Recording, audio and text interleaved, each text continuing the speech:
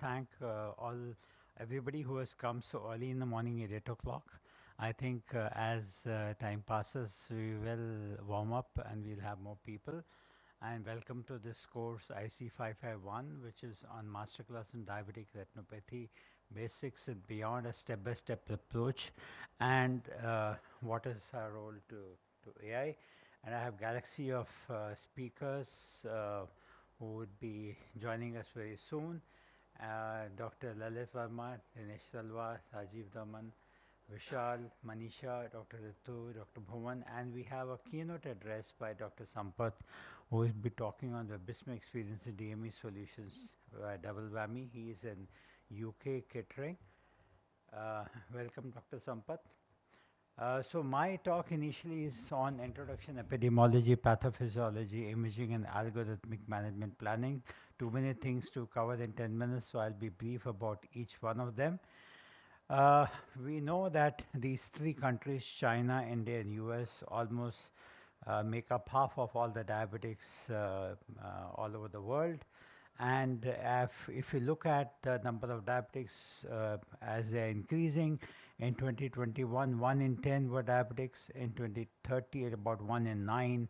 And in 2045, 1 in 8 living on Earth will be diabetics between the age of 20 to 79, which is a huge number. Prevalence of diabetic macular diabetes mellitus and diabetic retinopathy worldwide. We have seen that over the years, the incidence of VTDR has increased. In 2020, it was 28.54 million worldwide, and CSME was 18.83 million. By 2045, this will jump up to about 44.82 million VTDR and 28.61 CSME in 2045. So it's very rapidly increasing. These are the estimates in India, and a lot of credit goes to Rajiv for having done numerous studies. I wish I had time. That would probably take about an hour to talk all about various things he has published.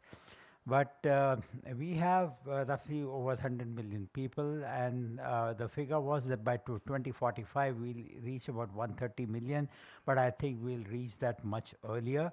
The prevalence of diabetes mellitus is increasing, and the rural areas catching up rapidly because of the rapid urbanization, and the difference between the urban and rural status of diabetes is reducing.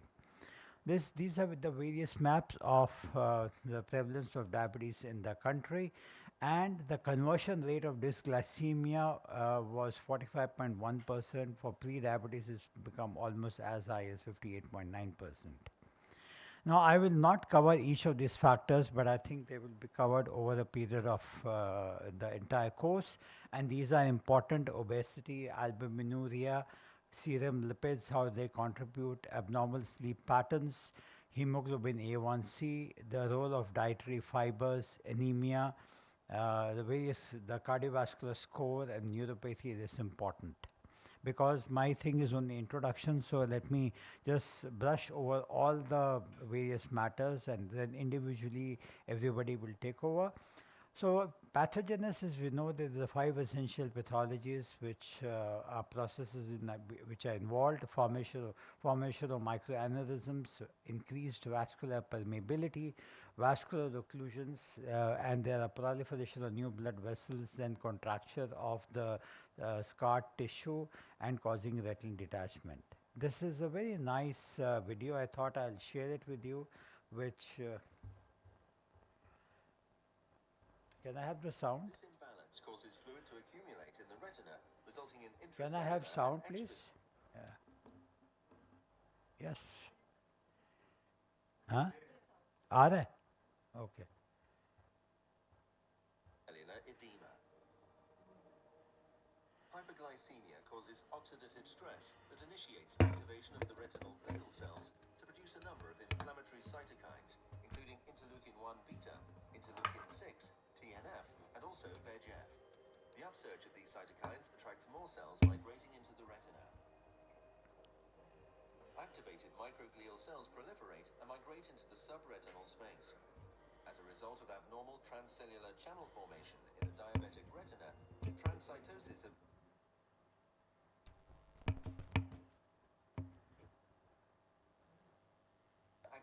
microglial cells is impaired and leads to accumulation of cells.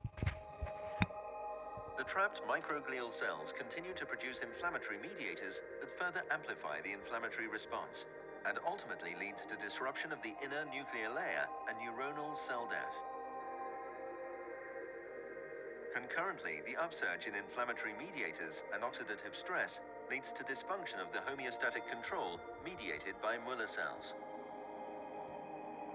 Cur4.1 channels in the Muller cells are downregulated, leading to reduction of transportation of potassium ions from the Muller cells. Continued uptake of potassium by Cur2.1 channels and osmotically coupled water molecules causes the cells to balloon, leading to intracellular edema and a loss of function of the cells. The intracellular swelling, edematous cyst formation, accumulation of extracellular fluid, and damage to microvessels may result in neuronal degeneration and photoreceptor loss. In addition, altered tight junctions of the RPE cells that can occur in the diabetic retina may cause subretinal fluid to accumulate as a consequence of Starling's law.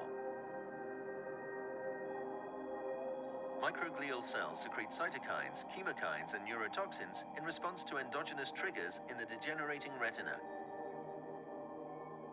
These increase capillary permeability and further amplify the inflammatory response.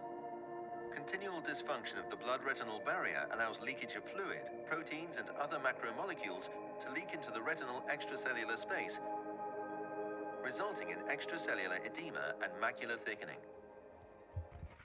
So I thought that was a very nice way of summing up the pathogenesis. And we know that the main culprit is hyperglycemia, and there are numerous other pathways which are involved. And these pathways are then targeted by anti-VEGFs, steroids, lasers, and there are other molecules which are being considered. So why should we try to recognize DME? It's because it's the leading cause of visual loss in diabetic patients, especially type 2 diabetics. In ATDR3, a risk of moderate visual loss in untreated DME was 32%. The reason why we should be doing it is because treatment is available and early identification, early treatment will prevent visual loss. Over the years, we have understood that better way to define diabetic macular edema is a center involving and a non-center involving diabetic macular edema, and people should please understand that it is the central subfield of 500 microns, which is important for anti-VEGF treatment, though ETDR has told us that in recurrent cases you could go as close as 300 microns, but most of us do not go closer than 750 microns, and this must be kept in mind.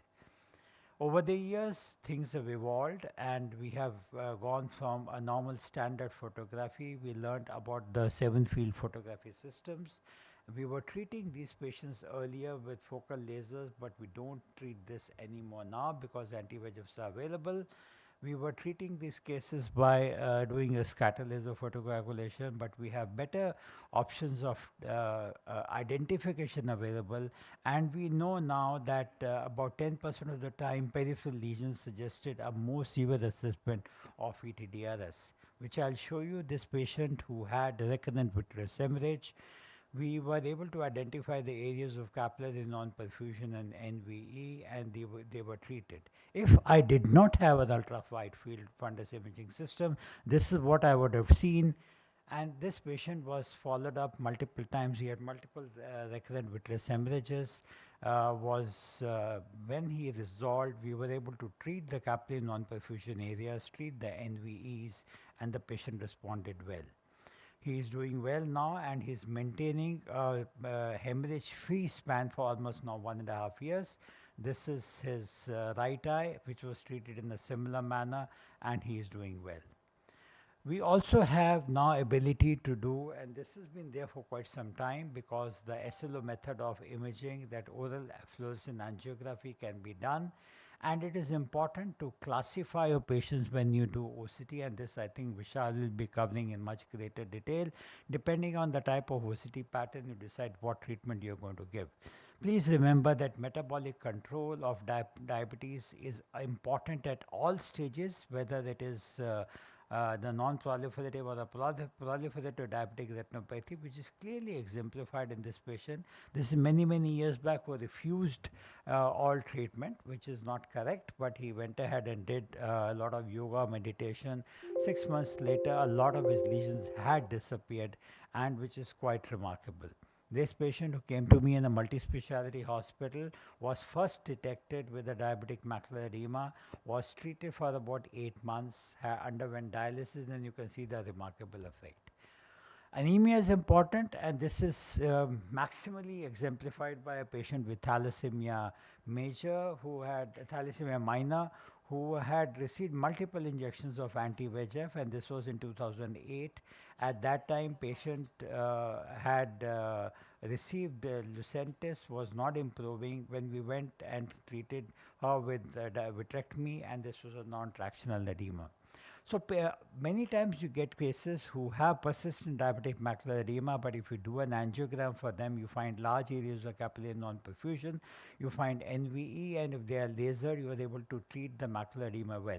It's important not only to detect the macular edema, but also to detect an associated pathology like a vitreomacular traction or an epiretinal membrane, and treat the coexisting pathology, because that is extremely important. Like this patient, both in the right eye and the left eye, was treated and eventually was treated with diabetic vitrectomy, and is important. URETA has exemplified the algorithmic approach to managing these patients of diabetic macular edema. So patients with history of cardiovascular event or pregnant women in the initial part should receive corticosteroids, and the pattern is clearly exemplified. This is the algorithm which I think is available in our handouts, which you can access. This particular table, which is also there in the handouts, you can access, because this is a very important table which identify biomarkers which correlate to the response of different treatment methods. Lately, autofluorescence is picking up with the end glycation products, and I think we will be able to understand what is metabolically happening in the retina, and with these multiple imaging techniques, we are able to assess it better and treat it better. This is something which is dear to me, is a micropulse laser, which we have been doing for quite some time, and we know that micropulse laser is effective in cases of diabetic macular edema. Like in this particular case, we treated with the micropulse laser, and the patient responded well. I have also now have a short, small series of cases where I have done a micropulse panretinal photocoagulation with a continuous wave laser, and this case exemplifies that particular concept, where Octa was followed up for last 5 years. This patient is on a follow-up with me for last 10 years, and this is the picture, and this is how the patient's retina on a wide field angiography looks like. Those are the areas where micropulse was done, and those are the areas which you are seeing are continuous wave laser. We followed it up with field charting for this patient, both 120-2 and 24-2 testing, and we found that the fields, we could save the fields. How long that will be possible? We have taken a special consent in all these patients that we are varying from the protocol of doing panretinal photocoagulation, but they agree and they are happy by maintaining the field. So thank you.